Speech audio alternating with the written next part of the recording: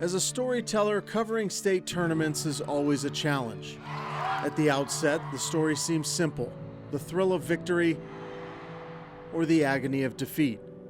But sometimes the story becomes about something more than just winning and losing, something bigger than just basketball. Billings Central came into the Class A tournament with heavy hearts and a purpose. Chloe Lai, a fourth grader at St. Francis, had passed away earlier in the week. The Rams were dedicating their tournament to her. To honor Chloe, we put her initials with a cross on her shoe. And we went to her classroom and gave them some posters, signed them, just saying, we're going to be here with you throughout the tournament, and we did what we could to help ease the pain in that school. Central had played and lost in the championship game the previous 2 seasons. This tournament, they would win their first and second round games easily, putting them back in the title game for a 3rd straight year. Hardin, on the other hand, was trying to get back to the title game for the first time since 1997. And they were determined, cruising into the championship game. The storyline was seemingly set. 2 of Class A's best teams playing for the title in front of a capacity crowd. But there was something else, something that would resonate long after the final buzzer. For the first time in Montana high school history, 2 brothers would line up opposite of each other in a state championship game. Older brother Jay for Central, and Trey, a sophomore, for Hardin. What are the odds of brothers on 2 different teams meeting at the title game? I mean, I should have went and bought a lottery ticket, Central head coach Jim Sturgar understood the moment. He made arrangements for the brothers to be introduced last. Brian Michelotti was the guy in charge. And right away I just texted Brian and I just said, we need to do this.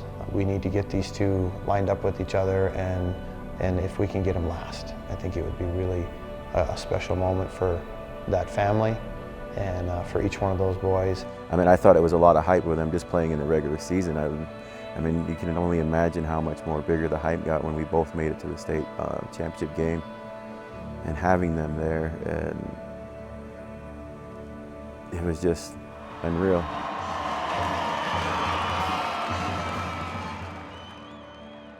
I remember him saying, no matter what happens after this game, I'll still love you.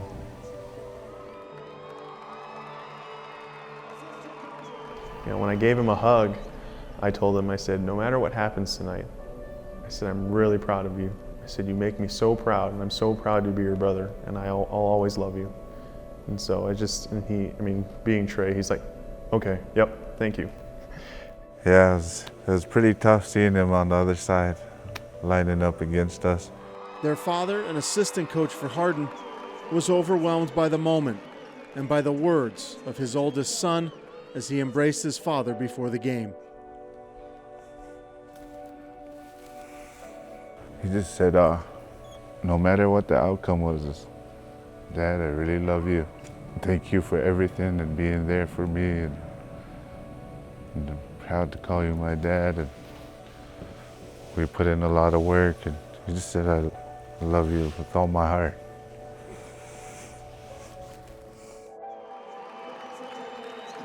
It's just a great story for everybody involved, and even for the people who just get to watch. As expected, the game was hard fought, and in the end, Hardin would be victorious, winning their first school championship in 21 years. The impact of that night and what it meant to not just his family, but the community of Hardin was not lost on Jay. It would have been nice that we won, but just the way the things ended, it was for a reason. And obviously, there's something behind that reason. I'll forever be grateful for that, and it's just, words can't explain how awesome it was. It brought the competitive nature of Central and Hardin together as respectful competition. After everybody was cleared out of the gym, me, Trey, and Jay, we all hugged in the hallways. I told them that I was proud of them. I said, no matter what, you guys are brothers. We are all family, we're all one, and we all stick together. Brandon Sullivan, MTN News.